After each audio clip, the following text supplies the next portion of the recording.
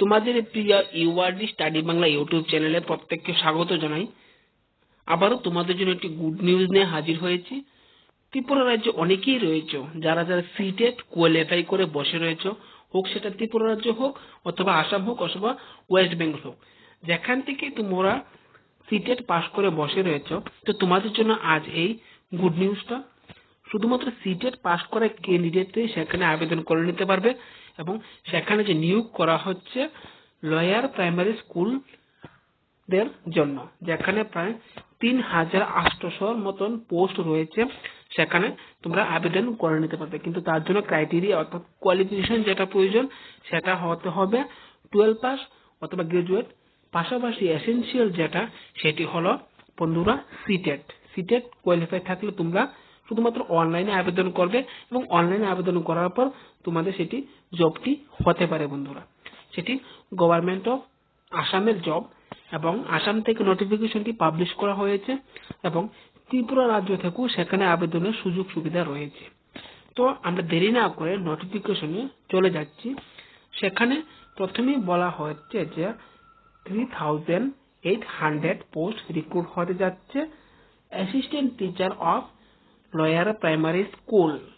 সেখানে যে তোমাদের স্যালারি থাকছে 14,000 থেকে 70,000 টাকা এবং তোমাদের গ্রেড পে থাকছে 1,800 টাকা।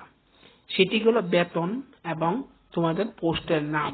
এখন দেখে নিচ্ছি যে লাস্ট ডেট অনলাইনে আবেদন করার জন্য লাস্ট ডেটটা কবে। অনলাইনে আবেদন করার জন্য লাস্ট ডেট যেটি রয়েছে সেটি হলো 2 ফেব্রুয়ারি 2024।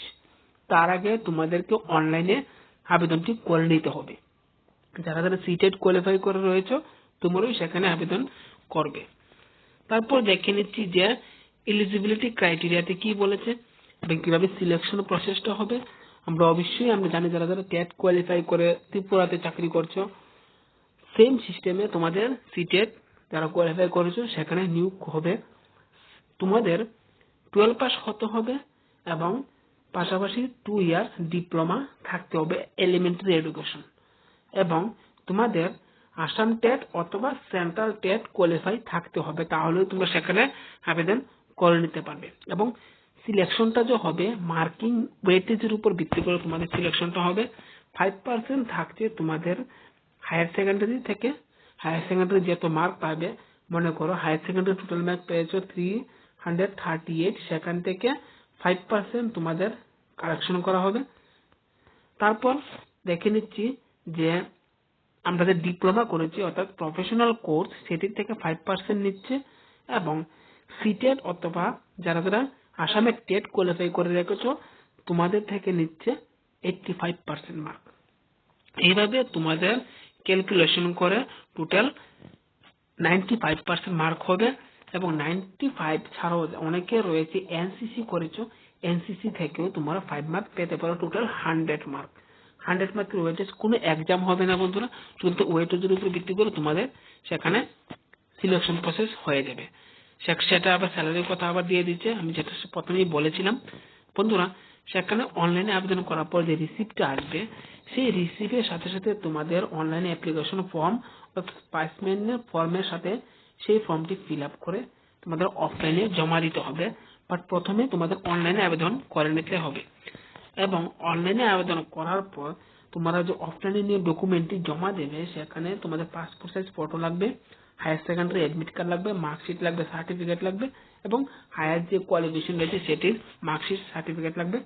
অনেকে ডিএলএড করে রেখেছো, সেই ডিএলএড এর ফার্স্ট ইয়ার সেকেন্ড ইয়ার এবং তার সার্টিফিকেট লাগবে, কাস্ট সার্টিফিকেট লাগবে এবং পিআরটিসি লাগবে, অথবা আসাম হোক, বা যদি সেটা না থাকে সেটা প্রয়োজন নেই বন্ধুরা। তারপর সিটেট যে কোয়ালিফাই করে এসেছো সেটি লাগবে, সেটি হলো। তারপর অ্যাটেনশন অফ অ্যাপ্লিকেশন, যারা যারা অ্যাপ্লিকেশন করবে যদি প্রয়োজন মনে করো, এই যে ওয়েবসাইটটি দিয়ে দেওয়া হয়েছে সেই ওয়েবসাইটে ভিজিট করে তোমরা অনেক কিছু তথ্য জানতে পারবে। সেটি ছিল আসাম থেকে পাবলিশ করে একটা নোটিফিকেশন, যেখানে সিটেট কোয়ালিফাই করে ক্যান্ডিডেটদেরও চাকরির সুযোগ রয়েছে as a lawyer primary school teacher.